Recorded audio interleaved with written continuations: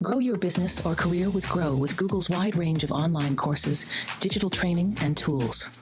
Gain in-demand job skills with flexible online training programs designed to put you on the fast track to jobs in high-growth fields.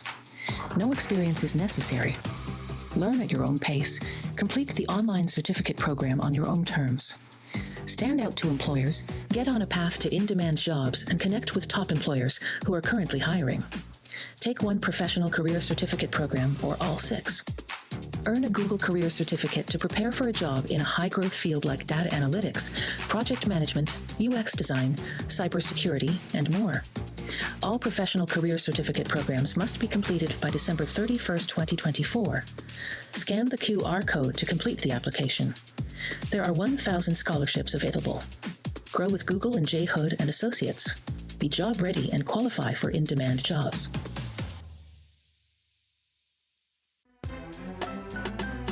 I'm Faraji Muhammad, live from LA.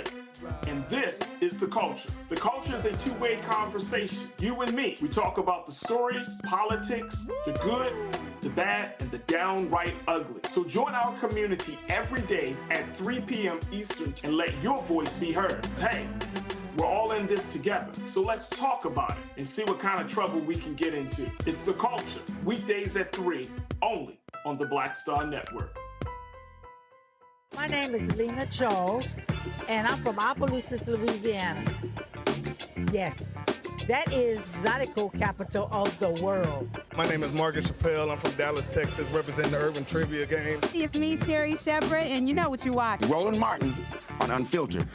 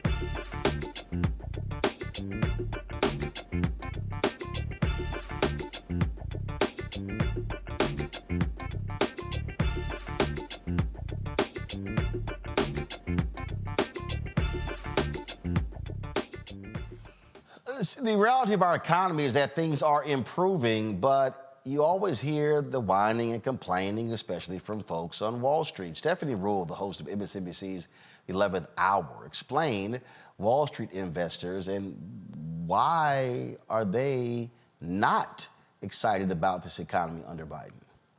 That Wall Street Republican, if you actually look at Joe Biden policies, they should be stoked about it, right? I mean, we have a very strong economy given where we came from. Look at the infrastructure. Look at all that he's done. But why do they pull back? Because this idea that they have that he's super liberal, which he's not. And the reason they have this idea is because when they got into investment banking, when I did, Those investment banks only recruited from 4 colleges, and they were Ivy League universities, and they didn't have any DEI initiatives. And they loved to hire lacrosse players and football players and sons of people that went to really expensive boarding schools. And that is why that group of Wall Street people think that Joe Biden is super liberal, because their son named Chad in a Patagonia vest isn't automatically getting into Princeton and gets to be in Eddie's class. That's why they feel that way. They could probably still get in, though. Like, Yeah, but I got it. Yeah.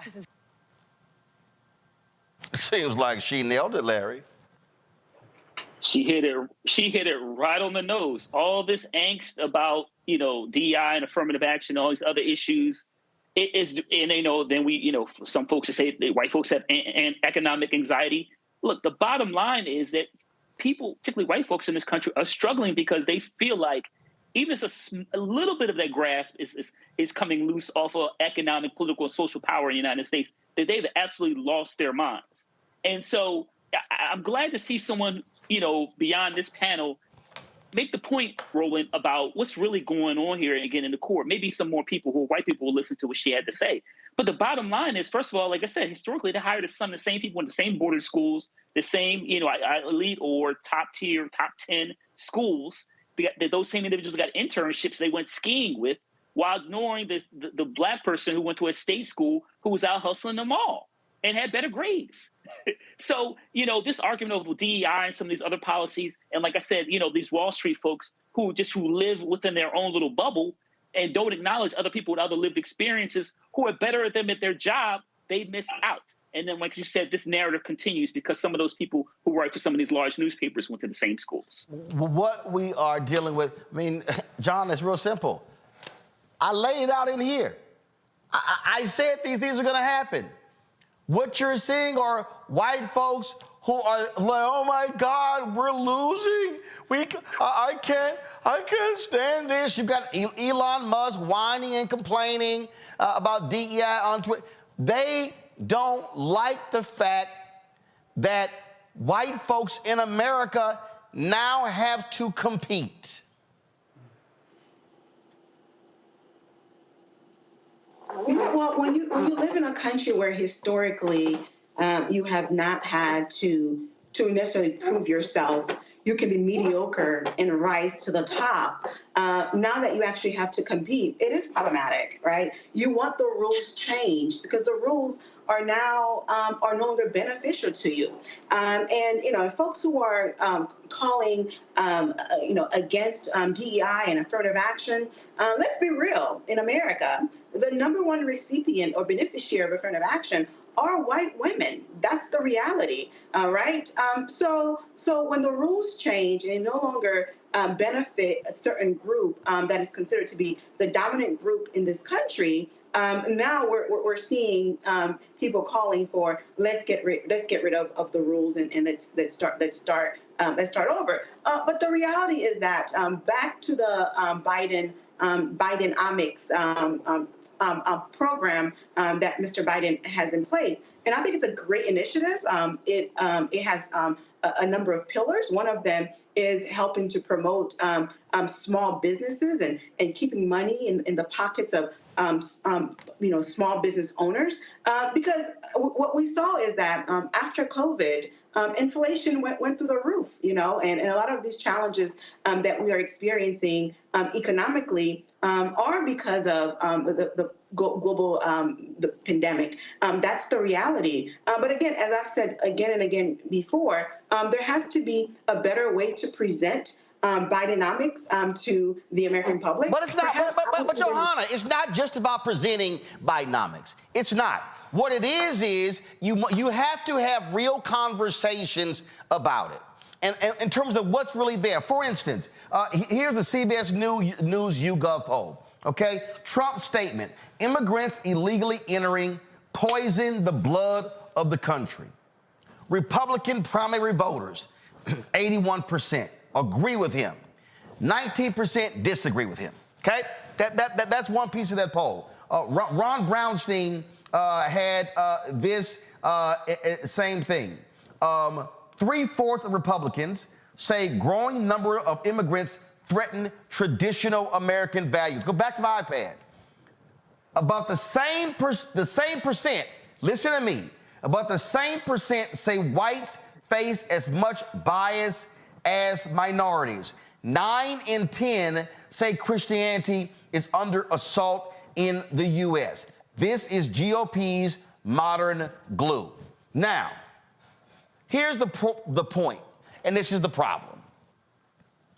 You don't have enough white anchors like Stephanie Ruhle addressing the issue.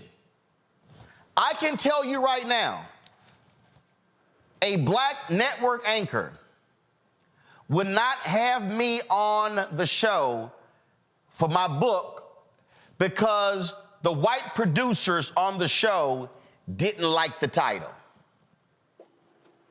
Even though in the book, I talk about white folks in media not wanting to talk about white fear. So what you have here is you have white people, Republicans, Democrats, liberals, conservatives, progressives, who do not want to have real conversations, that their white fear is a huge part of the conversation. It's cloaked in economic anxiety. Absolutely, I agree. All those things you said are indeed true. And I think a lot of things can be true at the same time, because the reality is that, and when we look at the numbers in terms of who's going to be minority in this country, it's going to be white folks, right? And there's an increased fear because when you are the dominant race, you get to control the different facet of the society. And now you're the minority. It's creating some level of anxiety, and you will do whatever it takes to maintain dominance so that you can remain in control. That is just a reality. But Mr. Trump's comment about immigrants poisoning this society is one that is incredibly offensive, because as we know, immigrants have helped build this country. But Johanna, you got a lot of immigrants who support Trump. You are absolutely, because you know why? Here's what a lot of them are thinking. I got here. He talking about them. Yeah, and it's rather unfortunate. These are things that we have to think about. Mr. Trump talking about deporting folks in mass numbers, and I think the immigrant community should be very concerned and should be very alert, and they should be paying attention, because that means your child who has your cousin, your sister who has temporary protected status, which is a status that is given to those that are from countries that are dealing with natural disasters and wars. You could be at any given time, you could be deported, because as we know, TPS is not a permanent status. It's just something that's provided by a stroke of a pen by the Department of Homeland Security and the President of the United States.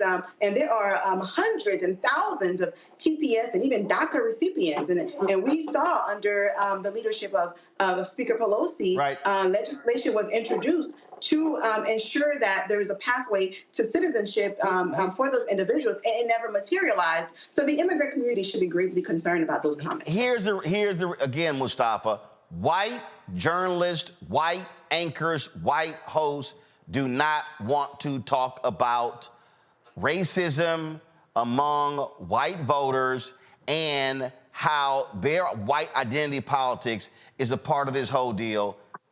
That's just the reality. They don't want to talk about it. They don't. But I mean, you're the expert in the space. We know that there's also the messaging that comes from the owners of the networks and from the producers and, everyone who's making those decisions also above those individuals. So I want to make sure that we, spread the truth out to all the different dynamics that are going on in that space. But they're also doing a disservice when you don't tell it just like it actually is and bring the fullness of the conversation forward so that folks across our country can make informed decisions. It's almost like the book burning or the books that are being banned, I should say, in Florida and other locations, because folks don't want individuals to have all the information to actually use these brains that we have inside of our heads.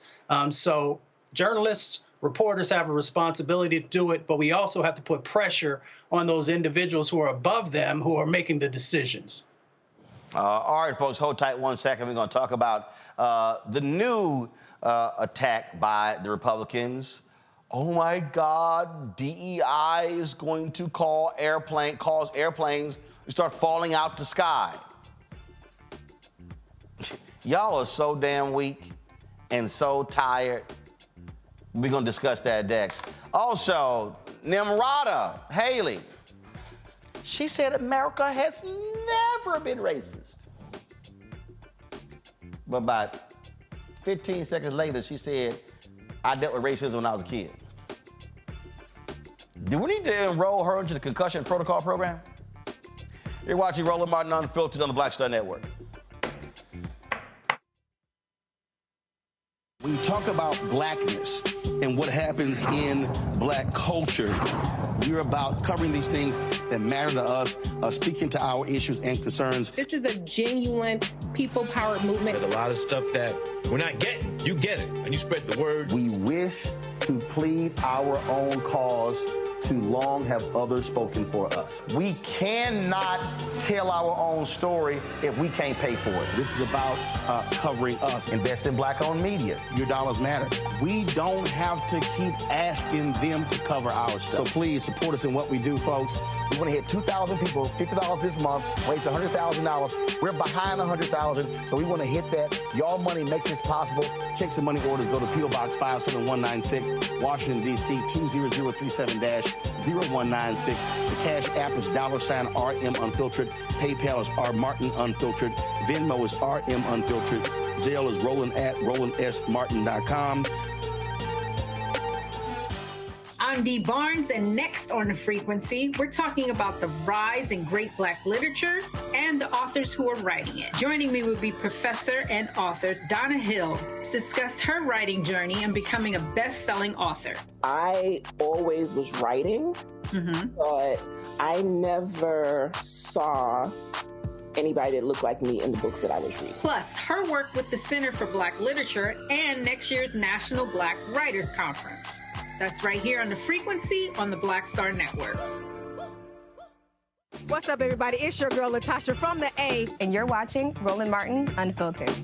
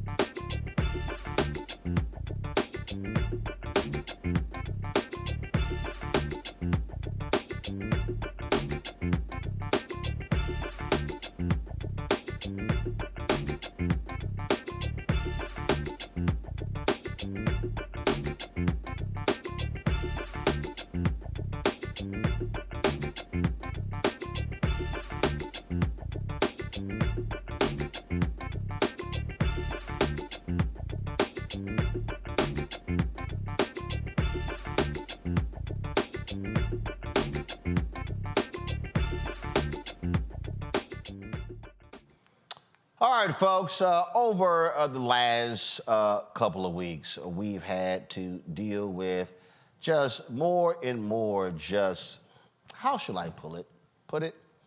Stuck on stupid people. Now, remember, Republicans started a couple of years ago with the attacks on critical race theory. So now their new boogeyman is DSI. You got folks like white billionaire Bill Ackman trashing Harvard president Dr. Claudine Gay, forcing her out, saying she was an affirmative action hire. Oh my God, DEA is so horrible, it's so terrible, it's destroying the country. Oh my goodness. So now their new one is how, oh my God, DEI means black people are gonna be hired and Latinos and Asian, and they can't do the job and they're not smart enough, and it's gonna cause planes to start falling out the skies.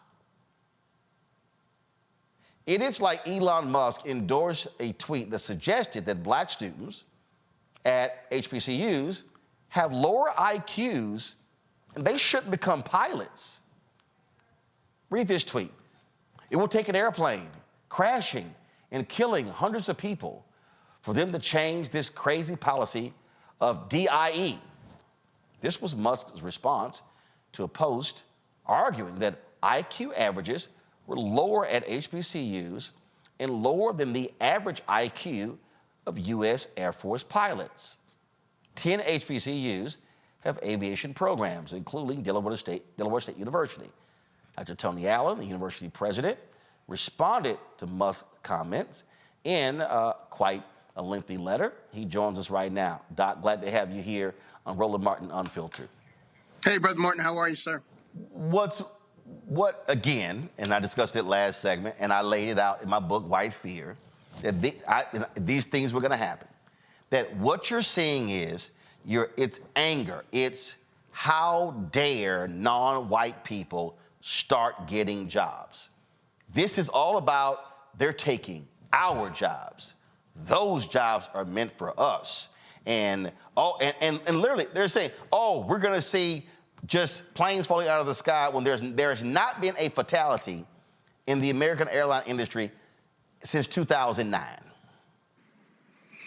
Look, it's a ridiculous argument. It was hard for me to even respond to that kind of nonsense, but I felt it was my job to do so for my 110 aviation students and 43 more aviation management students. We've been in this business really since the Tuskegee Airmen. You'll know that there were 6 HBCUs that were developing black pilots during World War II, and they all eventually came to Tuskegee Institute at the time, and were war heroes as a result. In Delaware State, we restarted our program in 1987, and now have an aircraft fleet of 26 and exceptional aviation students, all of which have to pass industry standards. It's not about just graduating Delaware State. It's about what the Federal Aviation Administration dictates that are those standards, and we do that in a way that I think is the best in the country. We're the high-quality, low-cost provider east of the Mississippi, and we graduate more pilots of color than any other program in the country. But let's also be clear. Yeah. There are a bunch of people with high IQs who are dumb as hell. I mean, what I mean by that is this. Oh my God, you've got to have a high IQ. That's in order to be a pilot. It's a lot of stuff that you actually have to do to qualify to be a pilot. It's not just, can I pass a written test? Well, you got to fly. That's one thing. You got to have a lot of hours to fly. And I might add that the IQ test is no test of cognitive ability. That's been disproven anyway. So I don't have to talk about the nature of tests and the biases that are in them, generally speaking. What I can tell you is we have high-quality students across all of our disciplines at Delaware State University. And we take the opportunity to open doors for those students who might otherwise have been underserved in the K-12 system.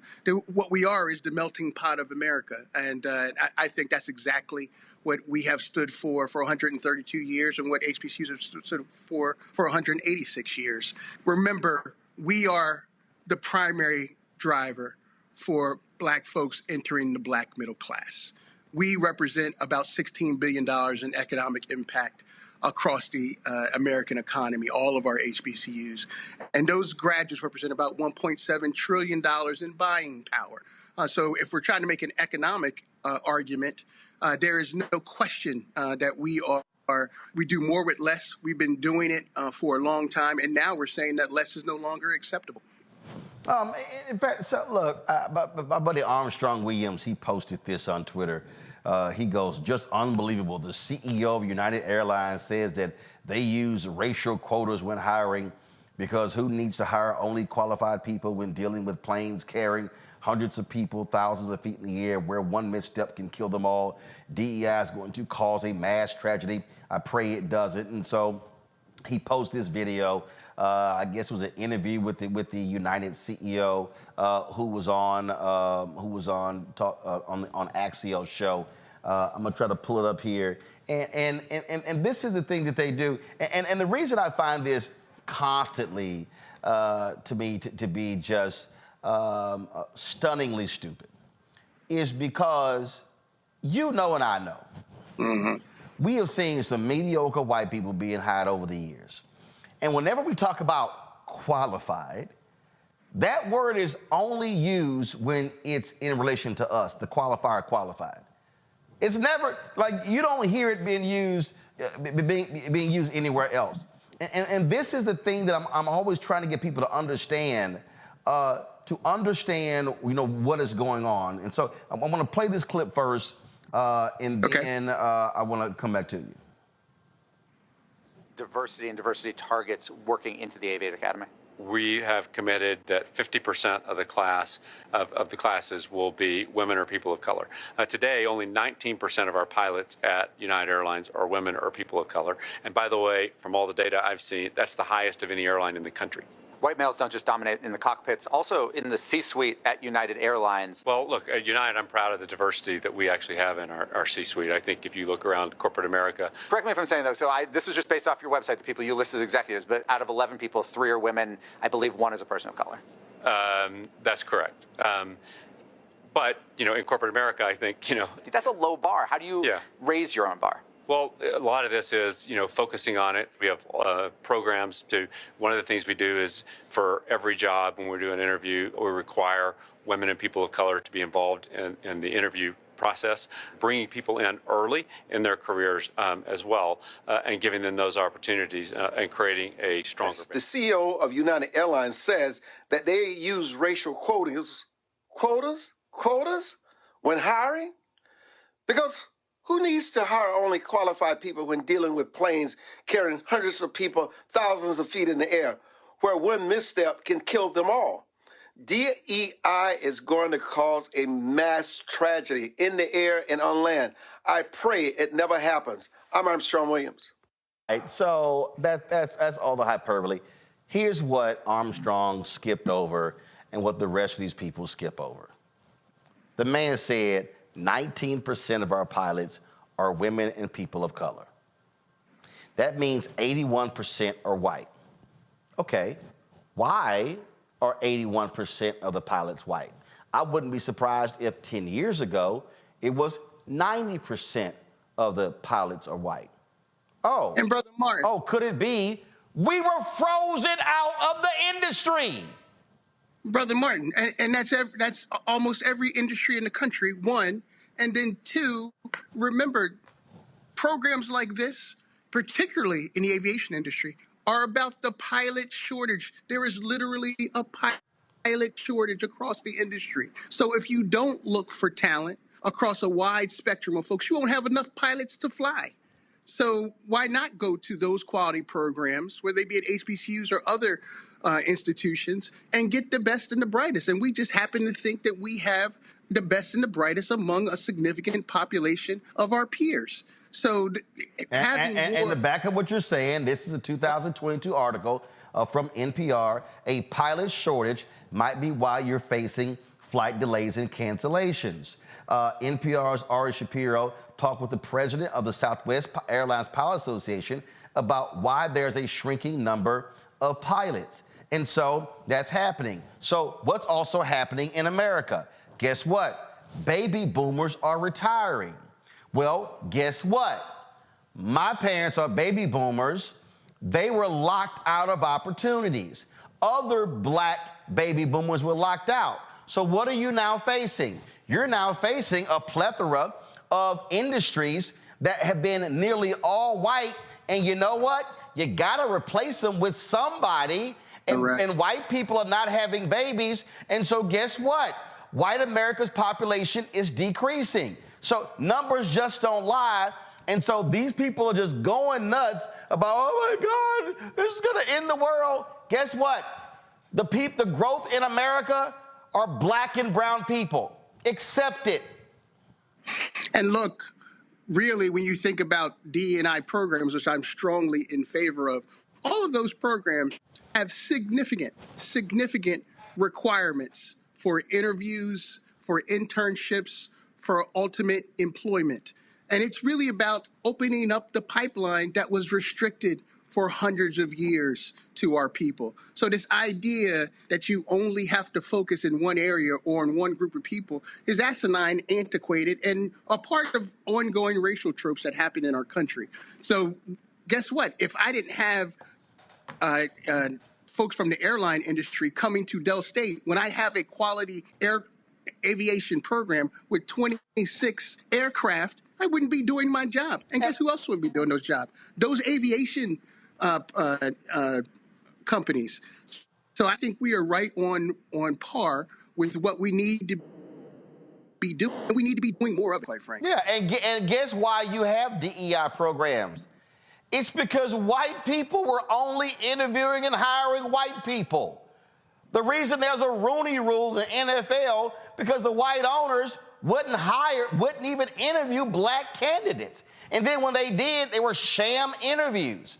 And so right now, all around America, in corporate America, you got white people who hired their buddies, who hired their friends, who hired their church members, and black people were not in those spaces, and we couldn't even get a shot at any of those jobs. So now saying, yes, you must interview a person of color, you must have a diverse slate of people who you interview for jobs, those things are important because white folks showed they couldn't do it on their own. Well, look, I talked to a lot of C-suite executives, many of whom say they want to hire more people of color, particularly black folks. And often they say, Tony, I'm having a very hard time finding them. My common retort is, you're simply not looking hard. Right, and you're sitting here going, really? First, what did Chris... HBCUs graduating 325,000 college graduates every year. Every year. That's just the HBCU community. I'm not talking about the Divine Nine, the Association of Black Professionals across every industry, and the track record. The fact is that those folks who graduate from HBCUs not only represent significant proportions of many disciplines, doctors, lawyers, STEM professionals, members of Congress, et cetera, they have this notion of public service with them. So this notion that you're not only getting a great professional, you're also getting somebody committed to their community and their people, which is good not only for our communities, but good for the country. Simple as that. And so, listen, my whole deal is this here. This is what I say to African Americans. Let's not, when we're getting attacked, let's not get caught up in this whole BS of, oh, I'm going to have to prove to these white critics that I belong here. No, you belong. What we must do is expose their bigotry, their racism, and their refusal to accept the reality that this country is moving closer to not being a white country. This nation was built on whiteness. This nation was driven by whiteness. And what we're dealing with are a group of people who literally cannot handle the fact that no longer do we live in a world where white is right. They now have to compete. And look, we'll be there seeding the pond in every industry that matters in this country. Doc, I appreciate it. Thanks a lot. All right, Brother Martin, take care. Take care, folks. When we come back, Nimrata Haley says America has never been racist. Even though her whole history is littered with racism. Oh, I gotta have some fun when we come back. You're watching Roland Martin Unfiltered on the Black Star Network.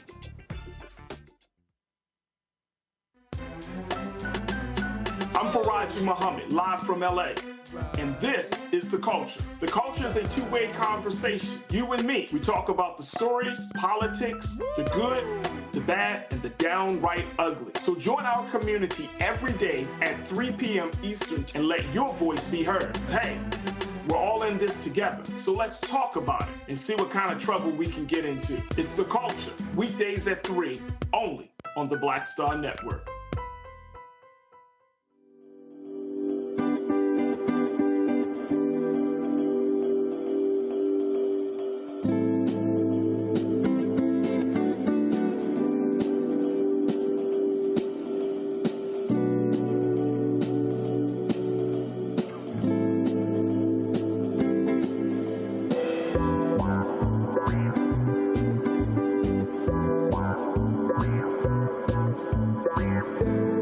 Grow your business or career with Grow with Google's wide range of online courses, digital training, and tools.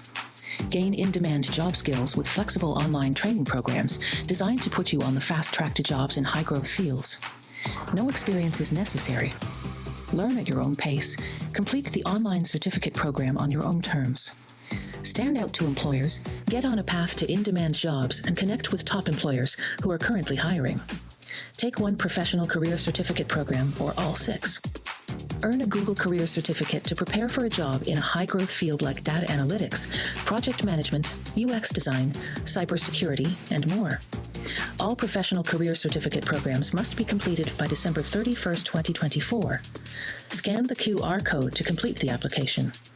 There are 1,000 scholarships available. Grow with Google and J. Hood and Associates. Be job ready and qualify for in-demand jobs. On a next, A Balanced Life with me, Dr. Jackie, we talk about a hard, cold fact. Not all healthcare is created equal in this country, especially if you're a person of color. So many of us, Black families, we rely upon each other heavily. A lot of us aren't necessarily sure how to best communicate with our healthcare providers. How to take charge and balance the scales. Your life may depend on it. That's next on A Balanced Life on Black Star Network. Hi, I'm Jo Marie Payton, voice of Sugar Mama on Disney's Louder and Prouder Disney Plus, and I'm with Roland Martin on Unfiltered.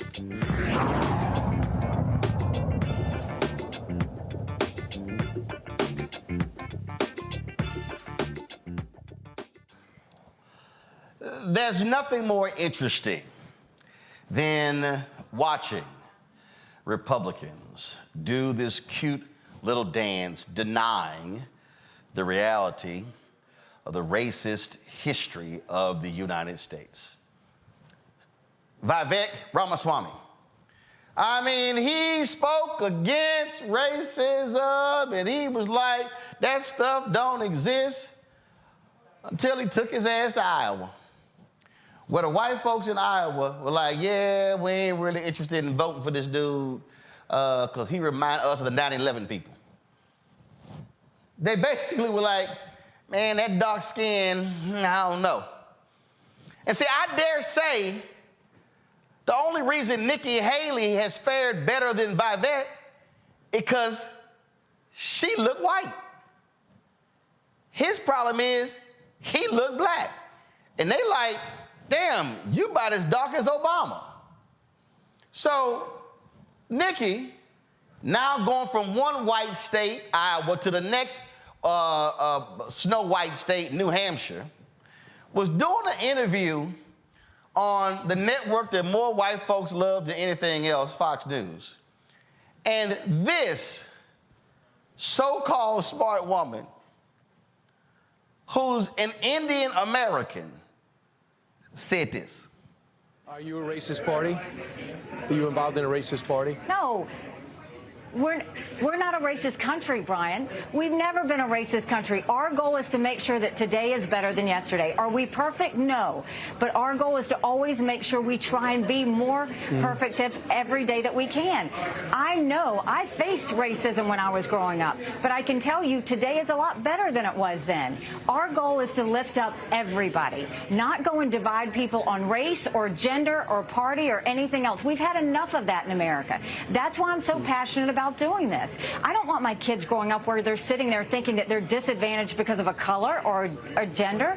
I want them to know that if they work hard, they can do and be anything they want to be in America.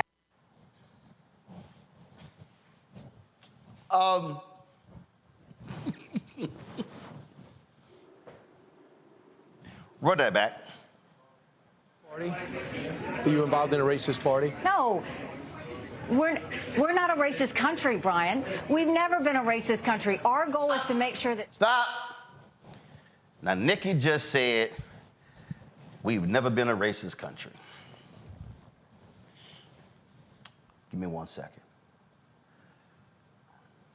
I want y'all to leave my microphone up. Okay? Now, play. Today is better than yesterday. Are we perfect? No. But our goal is to always make sure we try and be more perfect every day that we can. I know I faced racism when I was growing up. Stop.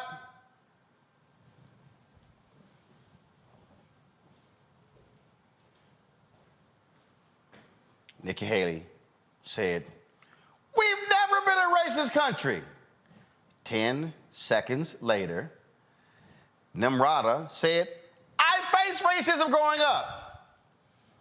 So, Nikki, if you face racism growing up and America's never been a racist country, then did that happen in India, where your mom and daddy came from?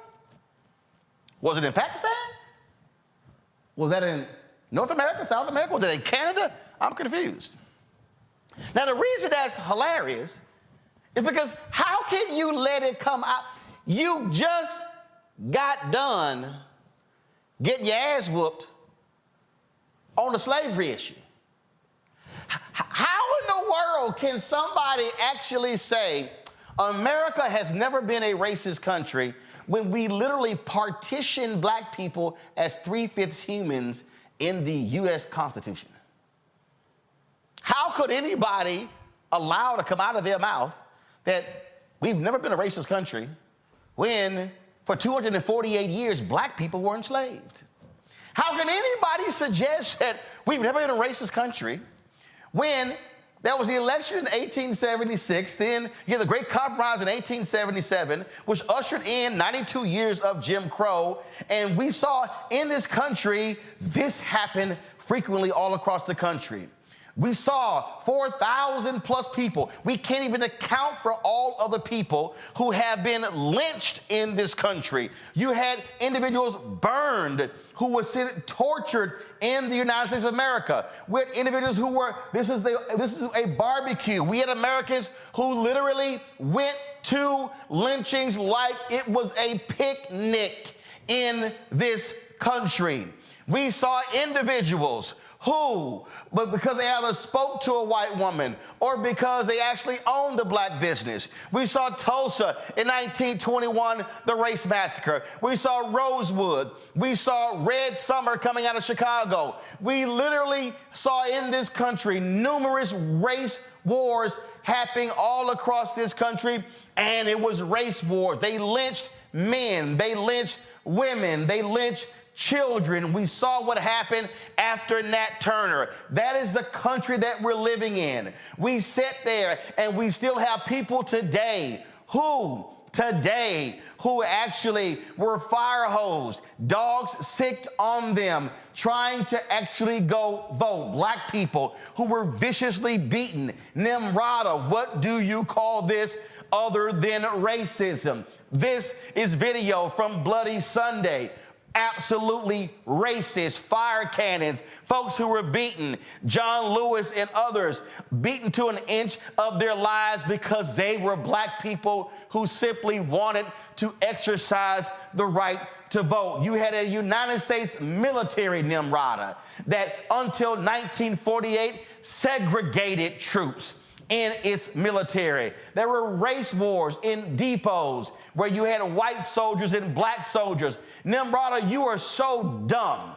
Where Ethan McKaylee makes clear in his book on the Chicago Defender. Well, the United States government wanted to try black newspaper owners with treason because they were writing stories about racism in the United States military. One of the racist presidents we've ever had was Woodrow Wilson, who 2 blocks from this office on Black Lives Matter Plaza showed the birth of a nation. This man abandoned the hiring of black people in the federal government. You had Herbert Hoover, who was president of the United States, who was the head of the lily white faction of the Republican Party. You cannot sit here and say America was never racist. You had, of course, racism in education, racism in the military, racism in corporate America, racism in every facet of this industry. When Jesse Owens won 4 gold medals at the 1936 Olympics in Berlin, not only did Hitler not shake his hand, FDR did not shake his hand when he came back to the United States. And he was forced to walk through the kitchen at an awards dinner in New York City, what was there to celebrate him winning 4 gold medals. You cannot tell me that, oh my God, America has never been a racist country. When Jackie Robinson dealt with racial hatred just for playing baseball, when Hank Aaron got thousands of racist letters and death threats because he was on the verge of breaking the record of Babe Ruth. You can't call this country racist. When black people will get in swimming pools, and in order to get them out, white racist individuals will pour acid in the swimming pool in order to force them out. Literally, Nimrata, that's the history. But you know what? You should know, because you said you faced racism as a kid, but you didn't just face racism. Your mama and your daddy faced racism. Michael Harriot put out these tweets where he laid out in a thread the racism and the history of Nikki Haley. He laid out, y'all want to hear the true story of Nikki Haley? He then said in the 1920s, a nativist white nationalist movement began to rise in America. It was anti-immigrant racist, and it gave rise to what we now call the second wave of the Ku Klux Klan. What was it called? He said it's estimated that 1 in 7 white men were card-carrying members of the Klan during this movement. This is when Donald Trump's father was arrested at a Klan rally. One of the hallmark pieces of legislation during this white nationalist trend was the national origins formula. Please go to the next tweet. He lays out 1921, Congress came up with a law that limited how many people could immigrate to the U.S. from each country. That's called racism, Nikki. White Anglo-Saxon countries could come, but Eastern Europeans and other non-white countries had specific limits. In 1923, Bhagat Singh Thind from Amritsar, Punjab, India, filed a Supreme Court case arguing that the immigration quotas shouldn't apply to Asian Indians because they were literally Caucasian. Uh-oh, really? The Supreme Court agreed, saying, yeah, you're Caucasians, but you ain't white. Next.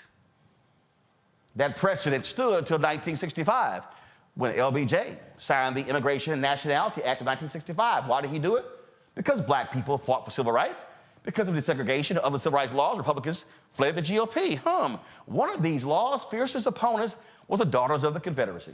This is when they began putting up Confederate monuments. In 1961, South Carolina affixed a Confederate flag to its courthouse. One of the interesting results of this white supremacist backlash was the segregation academy. Rather than attend integrated schools, white parents created private, all-white schools all over the South. Most of these schools still exist, although they rarely speak of their origin story. Now, I don't want y'all to think that the civil rights struggle was over. For instance, an incident considered the bloodiest event of the civil rights era happened in February 1968 when cops opened fire on black students at South Carolina State. Most were shot in the back. A few months later, in 1969, Ajit Singh Randhawa and his wife, Raj Kaur Randhawa, took advantage of a new immigration law and immigrated to the U.S. from Amritsar district, Punjab, India. 3 years later, their daughter, Nimrata Randhawa, was born. Next, Nimrata's father taught at Voorhees, an HBCU in Denmark, South Carolina, and lived in neighboring Bamberg. Her mom taught in the public schools. At one time, my family owned the only restaurant in Denmark, so I spent a lot of time there and at Voorhees, the local HBCU. They are black as fuck. But Nimrata would never. So Nimrata enrolled at nearby Orangeburg preparatory schools, a collection of actual segregation academies, and became Nikki. Why? Because she's Caucasian, even if she isn't white. Now, here's where it gets crazy. When Nimrata became governor of South Carolina, she refused to take down the Confederate flag. She said the white supremacist banner was a symbol of heritage and history. It is possible that Nimrata believed this. See, she went to a racist school. She was Caucasian. She rejected inclusion. It's quite possible that Nimrata never knew that flag was the Confederate battle flag of Virginia. Nimrata was too dumb to know it, had never spent a nanosecond in South Carolina, until a century after the Civil War. But when she became a state legislator, black people told her that it stood for white supremacy. She wouldn't take it down. They boycotted. She wouldn't take it down. When she became governor, she was told that it represented a failed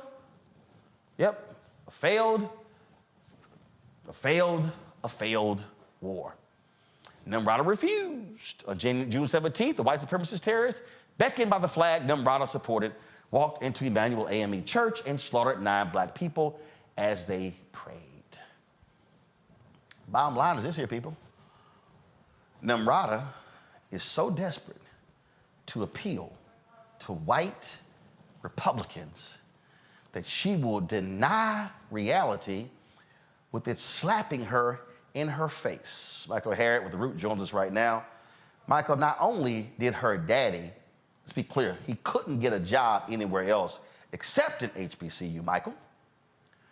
Her mama also was a dressmaker, and her mama could not even get paid by white folks, so black folks bought her stuff. This woman literally, her family earned a living because of black people, and she goes, there was no racism in America. What are you talking about? Right, and we have to understand, like, the history of Nikki Haley. She got where she is because of the work and the resistance of black people. Not only just because of the dress shop that her mom owned, but remember, her mother's first job was teaching at a majority black school district in Bamberg County schools, right? And Nikki even says in her autobiography that with the first house that they rented, they couldn't live in a white neighborhood, so they rented a house, and the person told her, we will rent it to you on one condition. You can never allow black people to come into your house. You can never entertain them in your house. So that's how they got someplace to live. So she knows the history of race in this country. Her high school was her school was a segregation academy. She didn't have a single black person in her school the year she graduated. It was formed because of Brown versus Board. And Michael, Michael, when did she graduate? She graduated in 1989. The Confederate flag was still flying over her school when she graduated. She graduated in 1989, y'all. I graduated high school in 1987. This woman is a fraud, Michael. She is the worst kind of fraud. She literally is Stephen from Django. She will say whatever has to be said in order to appeal to white conservatives in the Republican Party. Right. That's what she's always been doing. Because, you know, one question no one ever asked about Nikki Haley, because she takes credit for taking that flag or removing that flag from South Carolina State House, even though she did, right? The legislature did that.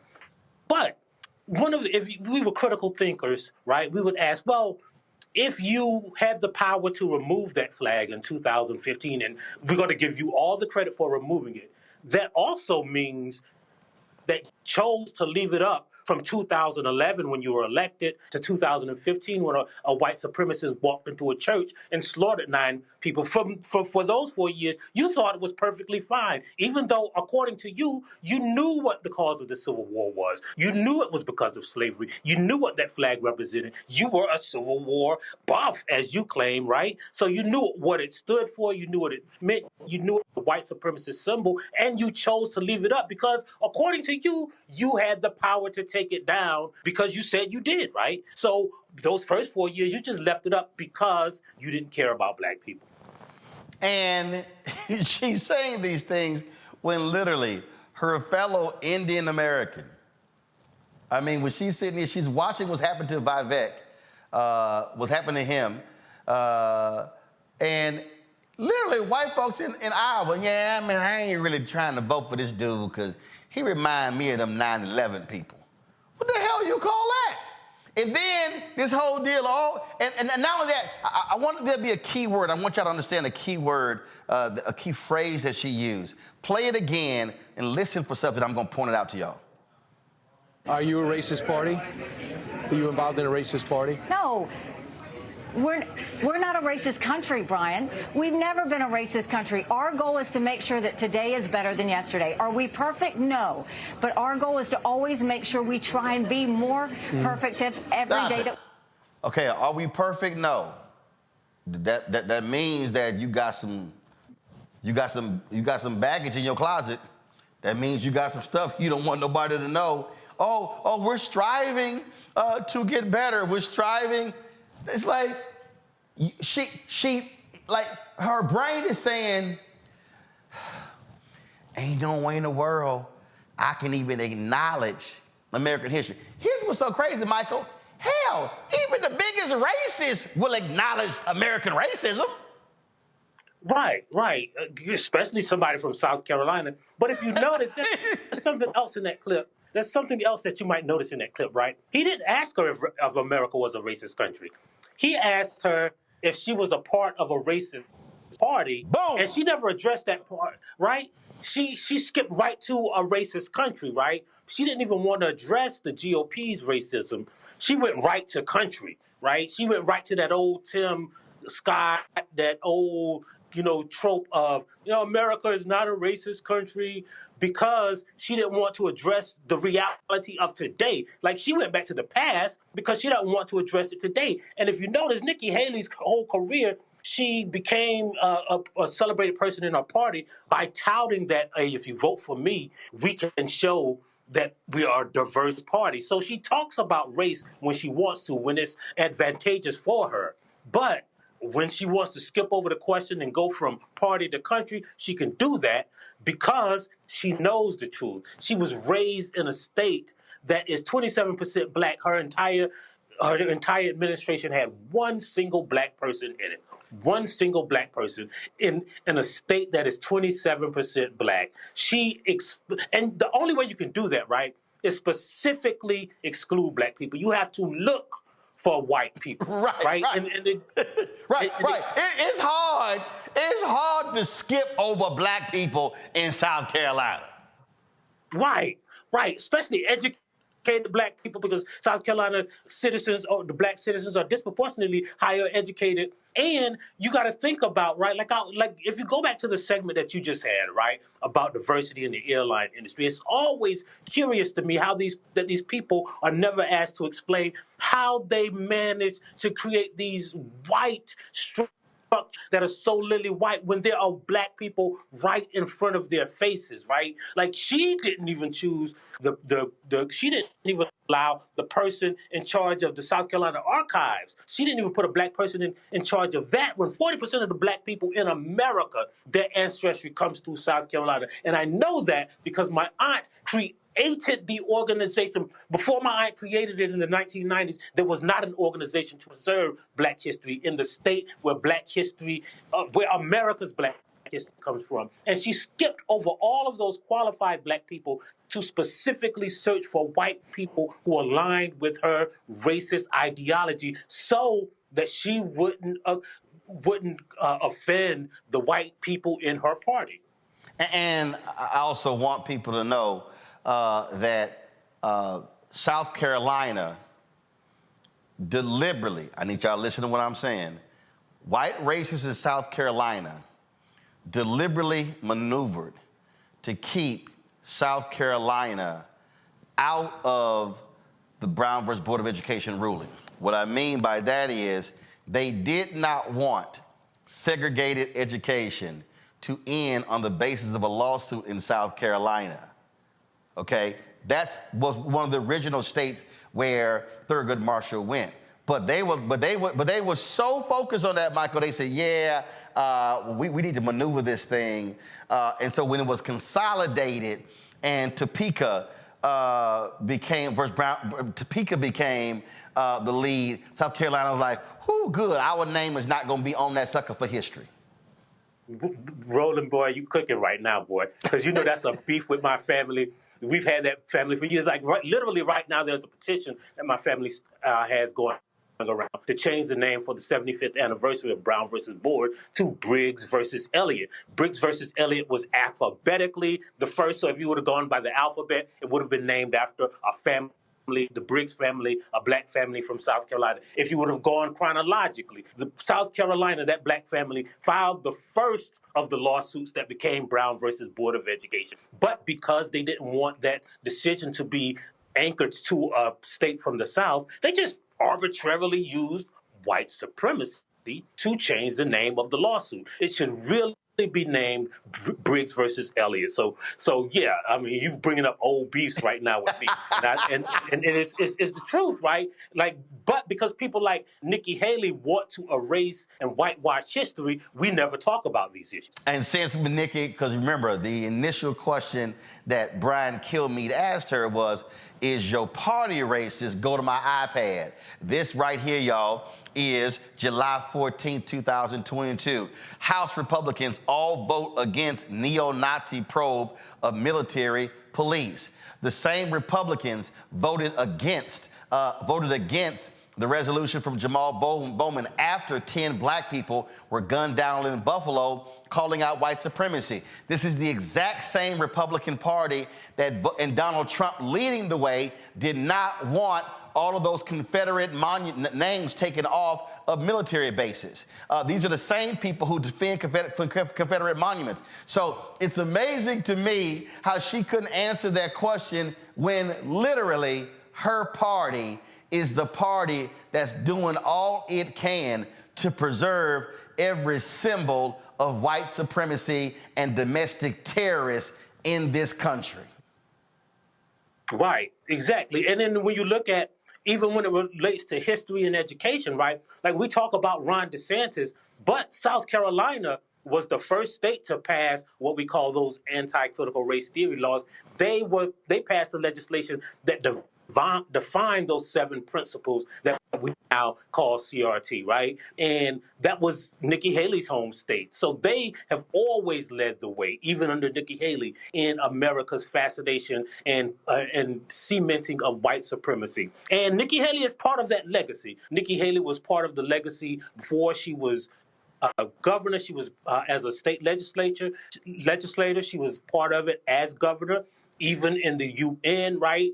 And now she's fighting to become part of that legacy as a presidential candidate. But for some reason, right, we think she's a moderate when all of her actions have shown that she is more radical than Donald Trump, because Donald Trump is really about Donald Trump, right? He uses race as a dog whistle to gain power. Nikki Haley knows how to put those policies into actions and to cement white supremacy as a systemic force to suppress and oppress black people. So she's more skilled at that than Donald Trump or even Ron DeSantis. Absolutely. Folks, Michael Harrod, he is the author of the bestseller Black AF History. Y'all know what that stands for. The Unwhitewashed Story of America. Michael, we appreciate it. Thanks a lot. Thanks a lot. Going to a break. We come back. I'll chat with my panel right here on Roland Martin Unfiltered on the Black Star Network. We know about the racist history of America. Back in a moment. Hatred on the streets, a horrific scene, a white nationalist rally that descended into deadly violence. White people are losing their damn minds. As an angry pro-Trump mob storms the U.S. Capitol, we've seen shooting. We're about to see the rise of what I call white minority resistance.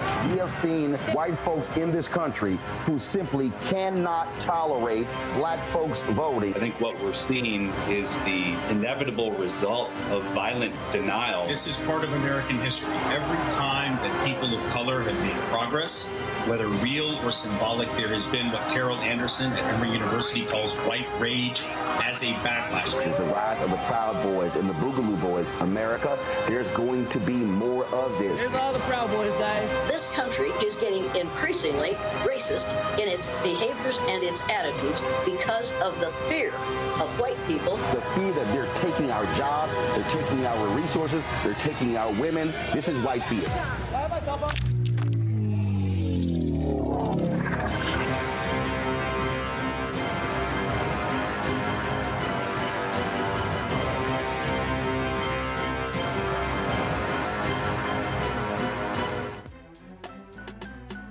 Faraji Muhammad, live from LA.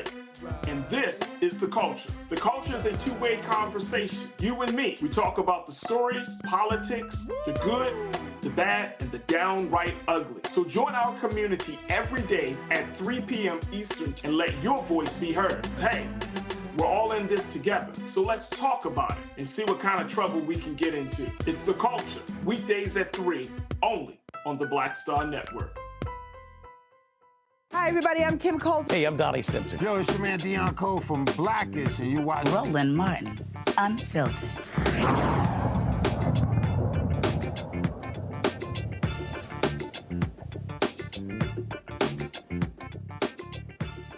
And all these other things are conditions and problems, and I grant you had more than other people have. I didn't even say that. I said they were different. I'll tell you this. When I left this country in 1948, I left this country for one reason only, one reason. I didn't care where I went. I might have gone to Hong Kong, I might have gone to Timbuktu. I ended up in Paris, on the streets of Paris, with $40 in my pocket on the theory that nothing worse could happen to me there than had already happened to me here. You talk about making it as a writer by yourself. You had to be able then to turn up all the antenna with which you live, because once you turn your back on this society, you may die. You may die. And it's very hard to sit at a typewriter and concentrate on that if you're afraid of the world around you. The years I lived in Paris did one thing for me. They released me from that particular social terror, which was not the paranoia of my own mind, but a real social danger visible in the face of every cop, every boss, everybody.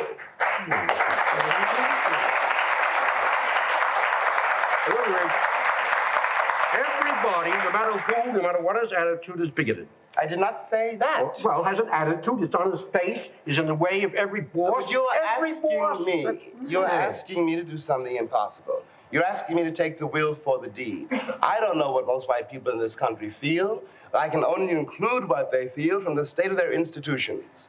I don't know if white Christians hate Negroes or not, but I know that we have a Christian church which is white and a Christian church which is black. I know, as Malcolm X once put it, that the most segregated hour in American life is high noon on Sunday. That says a great deal for me about a Christian nation. It means that I can't afford to trust most white Christians and certainly cannot trust the Christian church. I don't know whether the labor unions and their bosses really hate me. That doesn't matter, but I know I'm not in their unions. I don't know if the real estate lobby has anything against black people, but I know the real estate lobbies keep me in the ghetto. I don't know if the Board of Education hates black people, but I know the textbooks I give my children to read and the schools that we have to go to. Now, this is the evidence. You want me to make an act of faith, risking myself, my wife, my woman, my sister, my children, on some idealism which you assure me exists in America, which I have never seen. I wonder, Mustafa, if Namrata has seen that clip. I hope she has, but if she did, the question would be, would that information find fertile ground or not? You know, I love James Baldwin. I'm a Baldwinite. I remember when he said that if I love you, I have to make you conscious of the things you don't see. I hope people will take that particular quote when they're thinking about Nikki Haley, because you often only see what people want you to see, you know, the pretty words, you know, looking in the appropriate manner. Making sure that when it's Dr. King's birthday that you send out, you know, words of saying how much you support and appreciate his mission, you know, but then they don't take a look and say and ask the question, is there anything that's really different between Donald Trump and Nikki Haley? Is there anything really different between Governor DeSantis and Nikki Haley? Because as much as she might want to clean it up, it still has that same bite of racism. It still has that same anchoring to systemic injustices. So, you know, when Baldwin runs through all those things, you have to ask the question, well, what did Nikki Haley do to change any of those dynamics when she was governor in South Carolina? And if you actually take a look at that record, you will see a record that's not so different than DeSantis, that's not so different than Trump, and it's not so different than a number of folks who say that they want to lead this country. So then you have to ask yourself the question, why wouldn't I vote to make sure that someone who has shown a disregard for my community, why wouldn't I make sure that I vote to stop that from happening? Larry, I doubt Nimrata has actually watched this video clip of Dr. King or any of these Republicans who were putting up their little BS quotes on yesterday. Yeah. At the very same time that America refused to give the Negro any land, through an act of Congress, our government was giving away millions of acres of land in the West and the Midwest, which meant that it was willing to undergird its white peasants from Europe with an economic floor. But not only did they give the land, they built land-grant colleges with government money to teach them how to farm.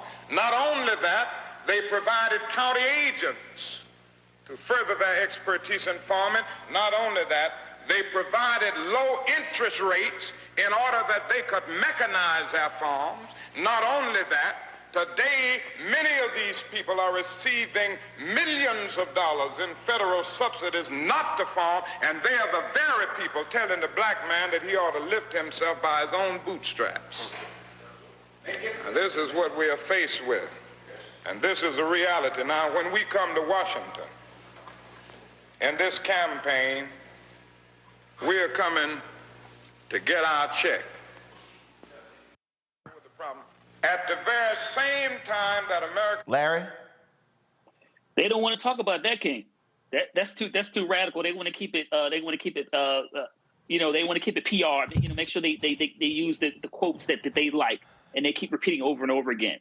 And so King was unpacking a whole lot there, especially about land and wealth, right? So a lot of times we don't talk about this in the United States. The largest landowners, and like Ted Turner and some of these other rich white men who own all this land.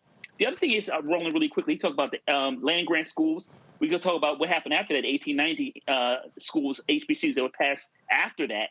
But the bottom line is, when we talk about wealth, and we connect it to Nikki Haley, who was governor of the first state to secede from the nation where the first shots of the Civil War were shot, and Fort Sumter, she understands what's going on here. But Roland, what's dangerous about people like Nikki Haley, she's part of a long line of people from minoritized backgrounds who will do whatever they need to do to sell their souls. We could talk about Jindal, Louisiana. We could talk about the current lieutenant governor in North Carolina, who will likely be the Republican nominee. We have to be very aware of those people that knock at the door and you open it, and they seem to have a shared experience, but when you turn your back, they will stab you in your back. Lastly, the thing that relates to Baldwin, I want people to go back and watch his debate with Buckley at Cambridge University in 1965, because many of the things in which Baldwin talked about, he continued to unpack in this debate against what America considered to be this conservative icon.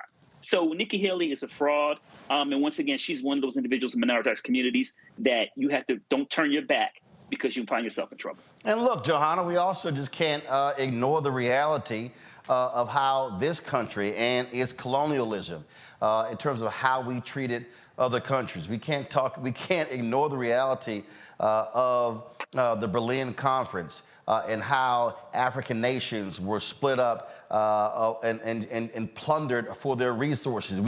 Let's not talk about Nikki Haley. She don't want to deal with, again, this is a new book by Stuart Reed. It's called The Lumumba Plot, The Secret History of the CIA and a Cold War Assassination, how the role the United States played in the assassination, the murder of Patrice Lumumba, just 2 months after the folks, the Congo, got their independence from one of the most vicious racists in the history of this world, King Leopold.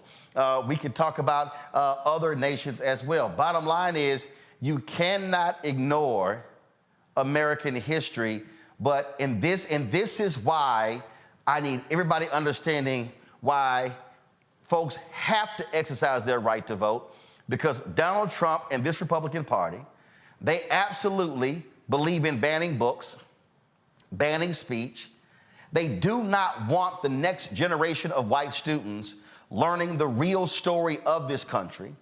And I keep saying to people, what scared white America to death were all of those young white kids out there supporting Black Lives Matter, protesting in the wake of George Floyd's death.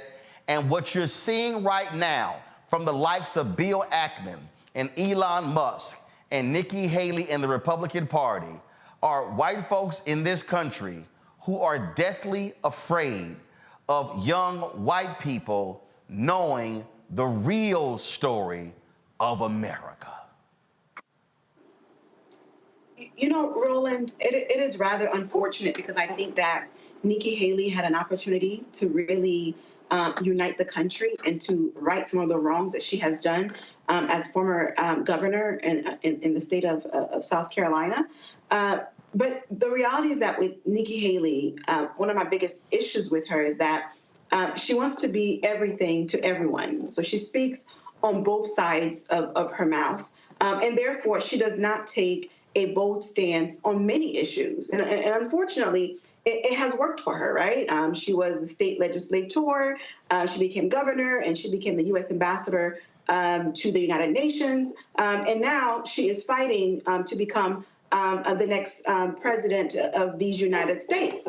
And when you look at her in comparison to her other candidates, not to say any one of them are better than her, but at least you know where they stand, right? You know their posture on many issues, including race issues, and they're very radical and very bold. Whereas with Nikki Haley, she says the right things depending on the audience and who's she's around. And it's not. And it's very common, unfortunately, with, and I'll say this as an immigrant in this country who wasn't born here. And I always tell everyone, I owe my success to African Americans, but for the struggles of African Americans and the civil rights movement, me, my family, we wouldn't be in this country. I wouldn't have enjoyed the opportunities that I have enjoyed today. It was my professors at historically Black colleges who nurtured me, who helped me to become the person that I am today. When I went to law school, my professors, a Black law professor, held my hand and made sure that I was able to pass my exams and successfully graduate. So a lot of times, I think as immigrants, we don't think about the plight of African Americans, and when we get in certain positions of power, we don't advocate for our brothers and sisters enough. And I would like to take this opportunity to call on immigrants in this country to understand that it is important for us to unite with African Americans because, but for their struggles and their continued struggles today, because whenever African Americans win a victory, whatever the issue may be, we benefit from it as immigrants.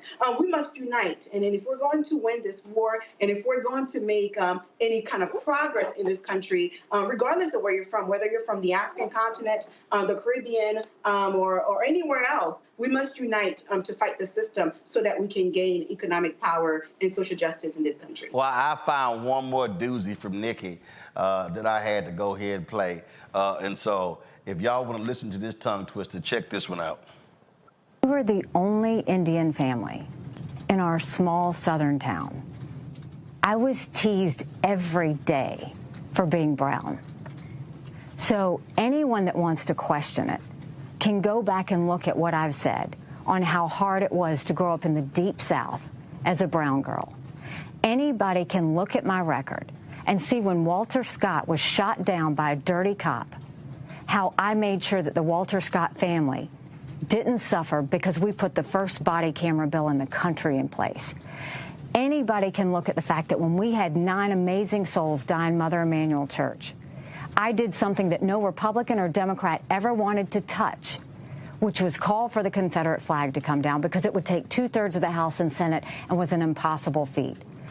I don't know what you're implying with that, but what I will tell you is saying that I had Black friends is a source of pride. Saying that I had white friends is a source of pride. If you want to know what it was like growing up, I was disqualified from a beauty pageant because I wasn't white or Black, because they didn't know where to put me. So look, I know the hardships, the pain that come with racism. It's the reason that I fight bullies every day when it comes to racism, anti-Semitism, or hate, and I always will. If I didn't mention slavery on that day, it's because that's an automatic. There's always been, the Civil War's always been known about slavery. I misread it and thought he was looking for a bigger answer going forward. So critics can say whatever they want. I'm very comfortable in my skin. I'm very comfortable with what I believe in, and my job is not to convince them. And that, Mustafa, was a answer that she gave before that interview on Fox News. There you go. Yes. That right there shows why you cannot listen and support Nikki Haley, because she will flip-flop as fast as you can flip a pancake. Very disingenuous. And, you know, she's got a problem moving forward, because people are going to continue to bring forward the clips that show who she truly is. And, you know, and these different types of dynamics that she gets herself into, where she says one thing in one setting and in another setting she wants to say something different and play to all audiences. And, you know, you can't do that. People really need to know who you are and how, you know, what you stand on. And she has a very difficult time in doing that. Well, to me, it is quite hilarious to have to listen to her give an answer to anything, because my Lord, she will sit here and switch a position in a heartbeat, and then all of a sudden, matter of fact, I think that was a debate. I think it was in one of the town halls where Nikki, I mean, bruh, she literally denied saying something when they like, but you said it, we got the video. And she was, no, I didn't say that. They said, Nikki, we got the video. Like, we got the video of your ass saying it. She will, and that's when you know you're desperate. When an individual, and here's the deal, she and Vivette are the same. They will, you can play the video and they like, that wasn't me. That wasn't me. And you can go, no, Nikki, that's the video of you right there. No, that wasn't me. Y'all can't say, I ain't say that. And it's sitting right there. But you know, this shouldn't be a surprise, you know, because frankly, Nikki, she worked for Trump. And she lied as much as Donald Trump did. But Nikki, I'm gonna go ahead and end this ethering of you on this one here, Nikki. So, Nikki, when you say it was no racism in America, this is in Montgomery. This is the memorial to the thousands of people who were lynched in this country. So, Nikki, if you don't think there was racism in America, you really have no business even running for president, because if you can't even understand that basic fact, I don't want your ass anywhere near the Oval Office. Johanna, Larry, Mustafa, I appreciate y'all being on today's show. Thank you so very much. Appreciate it. Thanks a bunch. Folks, that's it for us. I will see y'all tomorrow. Please support us in what we do. Our goal every day is to speak truth and power and be honest about what's going on in this country. We don't sit here and shy from it. We also know that mainstream media, MSNBC, CNN, Fox News, ABC, NBC, CBS, they're not going to confront the stories that we talk about. They're not going to go in depth with it. They're not going to deal with that. And so this is why it's important for us to have Black-owned platforms, because we don't seek permission. We don't have to ask somebody, can we please dedicate 5 minutes to the topics that we do. We choose to go 20, 30, 40, 50 minutes, 1 hour, 2 hours, 3 hours, have a special production, we'll do that. That's what happens when you own. And so if it wasn't for Black-owned media, if it wasn't for the Black radio stations and newspapers and magazines, we would not be where we are today. And I don't believe in asking somebody, can you please cover our story? T.I. often talks about that we must monetize our culture. Well, I believe when it comes to Black-owned media, we must control the narrative of our culture. And so your support is critical for us to do so. A lot of you watch this show. A lot of you stop me all around the country. People were stopping me today in Indianapolis. Brother, I appreciate your show. Brother, I watch your show. But I want all of y'all to also be supporters of the show, because your resources are critically important. I'm telling you right now, I'm dealing with these ad agencies. 90% of all ad agencies are run by white Americans in this country. 90%. And they are not providing the resources to Black-owned media that we need. We don't even get close to the same money as MSNBC and Fox, ABC, CBS, TNT, TBS, and all of these networks. They make excuses. I did my Tubi video. You can see all kind of major ads on Tubi's in between some of the most disturbing content, but they'll come and tell me, yeah, Roland, because you talk about politics and you give opinion, you're not brand safe. They literally say not brand safe. I've seen Mercedes sponsor a segment on The 5 on Fox News where they say some of the most vile, despicable things on that show, but they are brand safe. So that's why it's critically important for you to support us. You can send your check and money order to P.O. Box 57196, Washington, D.C. 20037-0196. Cash App, $RM Unfiltered. PayPal, R Martin Unfiltered. Venmo is RM Unfiltered. Zelle, Roland at RolandSMartin.com. Roland at RolandMartinUnfiltered.com. And be sure to download the Black Star Network app. Apple phone, Android phone, Apple TV, Android TV, Roku, Amazon Fire TV, Xbox One, Samsung Smart TV. And be sure to watch our 24-hour streaming channel. We're available on Amazon News. Go to Amazon Fire, check us out. Tell Alexa to play news from the Black Star Network. Watch us on Plex TV. Check us out with Amazon Freevee, as well as Amazon Prime Video. And be sure to get a copy of my book, White Fear, How the Browning of America is Making White Folks Lose Their Minds. Proceeds from this book go right back into the show. So we appreciate your support. Folks, I will see you tomorrow, right here on Roland Martin Unfiltered on the Black Star Network. Holla! Black Star Network is here. Oh, no punch! I'm real revolutionary right now. Thank you for being the voice of Black America. All momentum we have now, we have to keep this going. The video looks phenomenal. See, there's a difference between Black Star Network and Black-owned media and something like CNN. You can't be Black-owned media and be scared. It's time to be smart. Bring your eyeballs home. You dig?